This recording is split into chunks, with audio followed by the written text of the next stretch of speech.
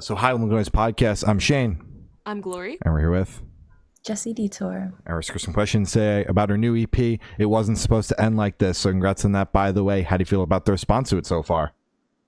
Thank you. I feel really good. It's been so exciting to have all of it out there in the world and get to hear people listen to it. It never gets old. Hell yeah. The Hell EP fucking rocks.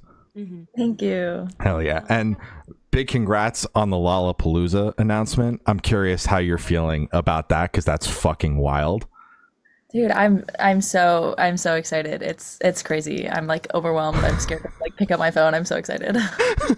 when I saw that go up, Rob, your producer, texted me. He's like, "Holy shit, Jess is playing Lollapalooza." Oh, I can't yeah. fucking believe it.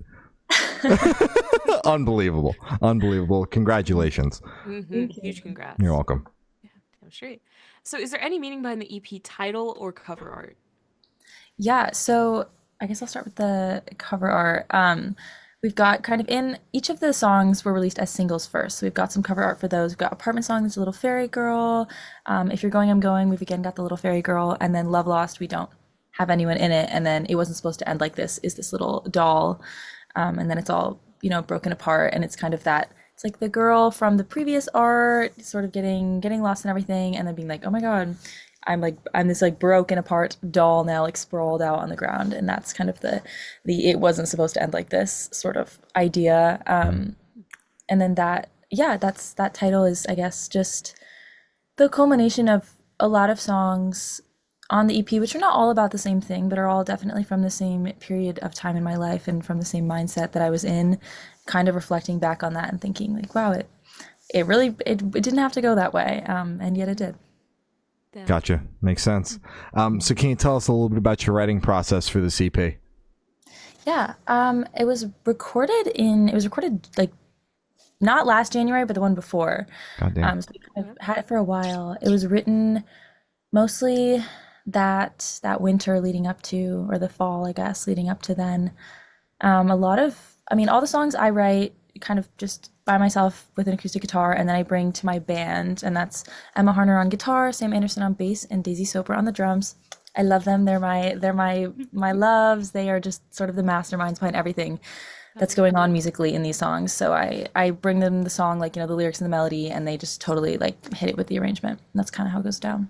Damn straight. Just to clarify, it's what, winter of 2023 was when you were writing and recording? Yes.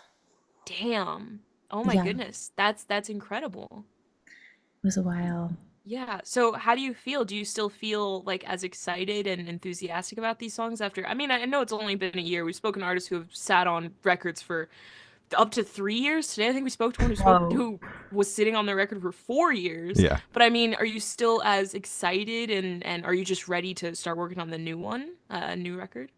Yeah, I was really happy with the amount of time that I kind of had in between recording the EP and releasing it, because I feel like when you're recording it, you're in the studio, you hear it like 100,000 times.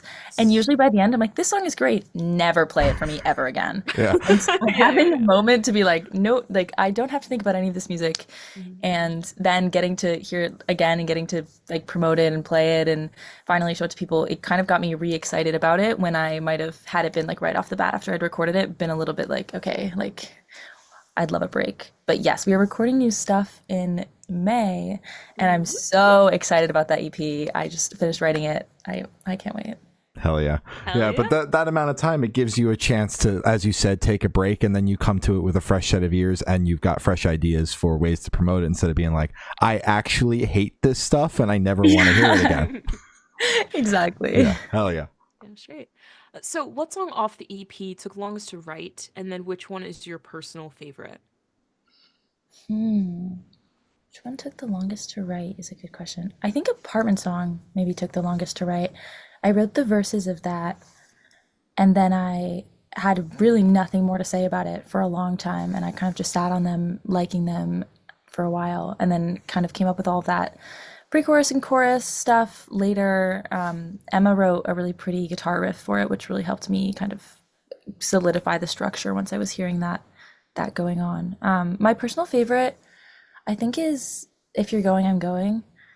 In the sense that it's like my favorite thing that I've written maybe ever, but I kind of hate playing it live. It's a downer. I wrote it in one sitting just immediately because I was so incredibly upset about what was going on. And I remember recording it with Rob. I tried to record it and I had to like leave and go cry. It was very Oh, dramatic. My band was, what is she up to? But then I was fine. And I was fine. It got recorded. And I just love playing it live. That kind of made me just find power and comfort in that song in a way that I really love. That's awesome. Hell yeah. that's great. So for this question, I want you to pick your favorite lyric off the EP and tell us the meaning behind it. Oh my God, these are so good. I wish I had, note cards. Let's see. I like the line in If You're Going, I'm Going. You've been tired of it all since you were 17. It's been getting to you, and that's getting to me. I saw a photo of us in the summer heat, and you looked so alive. I didn't recognize that it was you and me. Damn.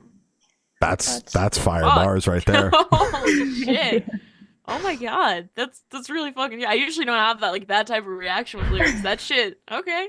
Fuck. Thank you. Oh my All right, God. yeah. And would you be able to tell us where your headspace is at while you were creating this EP? How so? Headspace, kind of mindset, emotions you were feeling while you were writing and recording it, just kind of the overall vibe. Yeah, this honestly, the writing and recording process of this EP was at a time that sucked so bad. I was in Boston, and my best friend who lives here now, was there with me, and we were both just having like a really bad time, and it was dark and cold, and I sat in my apartment all day, every single day, and just like Mhm. rotted in the things that I thought and had to say, and had some weird relationship things that had happened that I was processing, and there was just a lot of stuff going on in my mind, specifically about kind of change and about endings, because I was leaving after I recorded the EP. I left and I studied abroad for a semester, which was so incredibly just Dope. amazing Mhm. and influential to my music in a lot of ways. But Mhm. that was like the ending of that horrible dark period, and I'd kind of been stewing in all of it for ages. So it was good to get it off my chest. Yeah. That's Hell yeah. great. So how do you recommend your fans to listen to this EP for the first time? Should you in the car with friends, in dark with headphones on? Is workout EP, party EP? What do you personally recommend? Ooh, I think it's a good driving EP. Uh-huh. Play it in the car. If you're not gonna play it in the car, I would say wear headphones, but I listen to all my music right played off my phone in my Thank you. room. So I can't even judge anyone for not That's doing crazy. Okay. Sorry. Glory Both judges of me you. for that shit all the time because I'm constantly on the move with my phone in my hand. So it It's just makes the crazy. most It's sense crazy. for me to Right, listen to it right. on my phone. Mhm. When I really want to listen to something, I'll listen to it on my computer speakers or in my car. But 9 times out of 10, I just need to hear the shit so that then I can talk to people about it, because that's mainly why I'm listening to the music, is to then talk to the artist about it. Mhm. So I don't need to hear every little detail as long as I know what the shit sounds like. And you're a headphones speaker Oh my listener. god. My headphones or my fucking Bluetooth speaker, like that shit goes everywhere with me. It's like I carry it around my hoodie pocket. But that's because I also like unhealthy attachment with music. So it's like maybe that also links up with that. I don't know. We'll figure it out. Cool. No, no, I know. Yeah, Yeah. it's not I'm sure it's perfect. fine. I'm It's sure fine. I'm sure it's fine. I'm sure it's fine. So this one should be super, super quick off the top of your head. I want you to describe this EP for new listeners in 3 words. No more, no less. Okay, I think it's a bit dramatic, Okay. um, fun, Mhm. and maybe moody. Those are Ooh. good. Hell yeah. Solid. And in that same train of thought, is there a certain feeling or emotion you want listeners to have while going through the EP? Hmm. I think it's all a bit reflective. I think it's kind of all looking back on things and knowing more and thinking about what you were thinking then. So I don't know, Hmm. thinking about the past maybe. Oh Yeah. wait, follow up on the question 2 questions ago. I uploaded the EP wrong. Okay. That was Oh, on me, but the order is wrong. You should start with Apartment Song and then go down the list. And December is supposed to be at the end. It's the ending song. It's the whole thing. I fucked it up, and now it's just not going to be listened to in that order, which is low key fine. It's not that deep. But if they really want to get it good, then start with the second song. so the track listing on streaming services is wrong. Yes, it is, because I did it myself online and I'm not good at using the computer. And it's the age of streaming. There's no way that you can fix that. I mean, theoretically, yeah. I emailed like um the person at my distributor who like helps me out with stuff, and he was like, "Yeah, leave it up for like 3 to 4 weeks because of like the algorithm when it's released. Like you want to get the most out of it, and then we can like put it back up. So eventually it'll be correct, but for the next like 3 weeks, it'll be in this new fun secret order that you only get for 3 weeks. That- Special edition. That's fun. edition. Yeah, I was listening through it, and I'm like, it feels like the song that begins it is the song that should end it, just lyrically. Like I wasn't gonna say anything because artistic Agreed. integrity, whatever you want to do, you know, Godspeed. But I was like, it kind of like saying the EP title in the song. It makes sense to close it with that. So I'm glad you gave us that little tidbit. Yeah, I really thought I was doing something with that, and then I put it right at the beginning. You were just so excited about that song. You're like, it has to be first. You have to listen to it. That's awesome. So, would you be able to touch on any particularly challenging or standout moments during the creation of the EP, positive or negative? Yeah, one challenging moment was definitely recording If You're Going. And oh my God, we recorded the EP in Jersey and we were trying to drive up the night that we were done. And there was like a huge blizzard. And so we couldn't drive in the blizzard. And so we slept on the ground in Dim Studios, like I was sleeping on like 3 chairs. One of them was like a little bit lower, so I was sort of sleeping in this like weird C position. Somebody was flat on the wood. We like recorded the whole EP and then we slept in the studio on the ground, which was, you know, it was fun. It was bonding. A little sleepover. I respect you guys for that. I mean, some of the bands, they do it up real nice back there.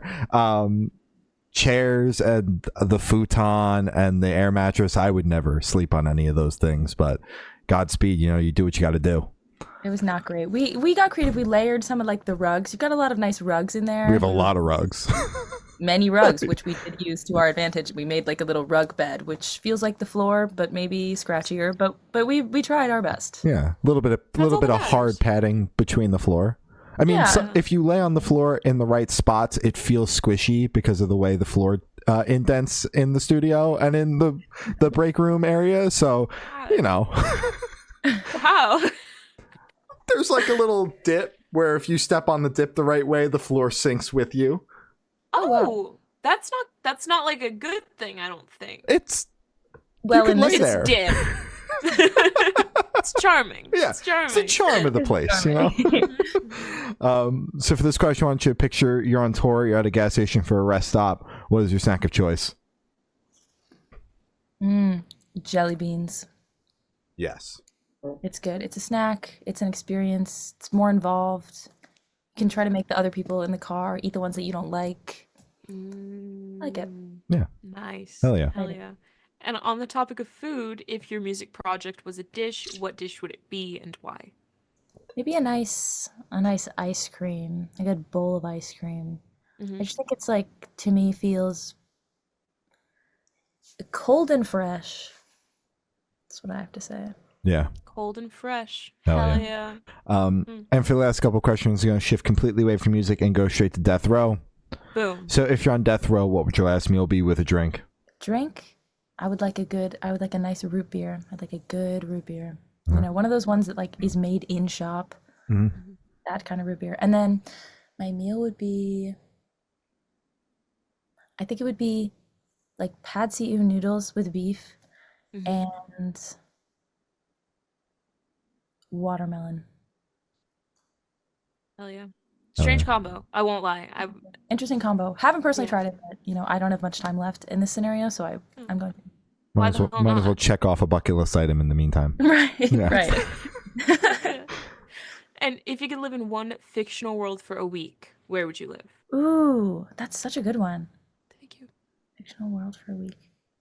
I can't think of any fictional worlds right now. Only bad ones.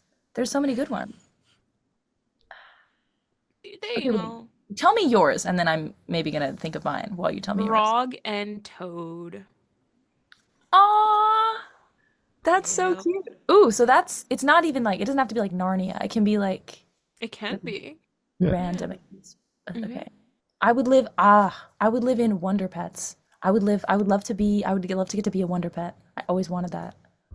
Holy shit. Absolutely. Yeah, I might have a new answer now. I might have to steal that shit. Yeah. Wonder Pets. Hell yeah. Damn straight. Hmm. And I've asked the last question. Every single person I've spoken to have said that it is the most important question. What is your favorite color? Green. Specific shade of green. I like the like olivey green. Hell yeah. All right.